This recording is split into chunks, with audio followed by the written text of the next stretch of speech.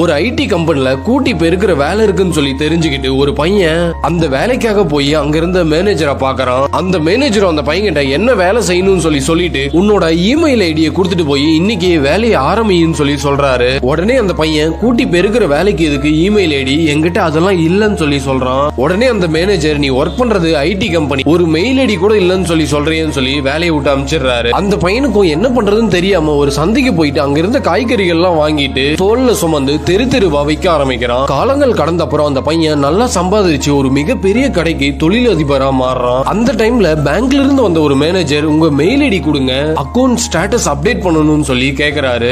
அதுக்கு அவரு என்கிட்ட இமெயில் ஐடி இல்லப்பா, எனக்கு ஓபன் பண்ண தெரியாதுன்னு சொல்றாரு. இதை கேட்ட அந்த பேங்க் ஆபீசரோ மெயில் ஐடி கூட ஓபன் பண்ண தெரியாது, அப்பவே இவ்வளவு பெரிய தொழிலதிபரா இருக்கீங்க, ஒருவேளை இதெல்லாம் உங்களுக்கு முன்னாடியே தெரிஞ்சிருந்தா இப்போ இன்னும் மிகப்பெரிய பணக்காரரா இருப்பீங்கன்னு சொல்றாரு. அதுக்கு அவர் என்ன சொல்றாருன்னா, எனக்கு இமெயில் ஐடி ஓபன் பண்ண தெரிஞ்சிருந்தா நான் ஒரு கம்பெனில கூட்டி பெருக்கிற வேலை தான் செஞ்சிருப்பேன், அது தெரியாததுனாலதான் இன்னைக்கு நான் ஒரு தொழிலதிபரா இருக்கேன்னு சொல்றாரு.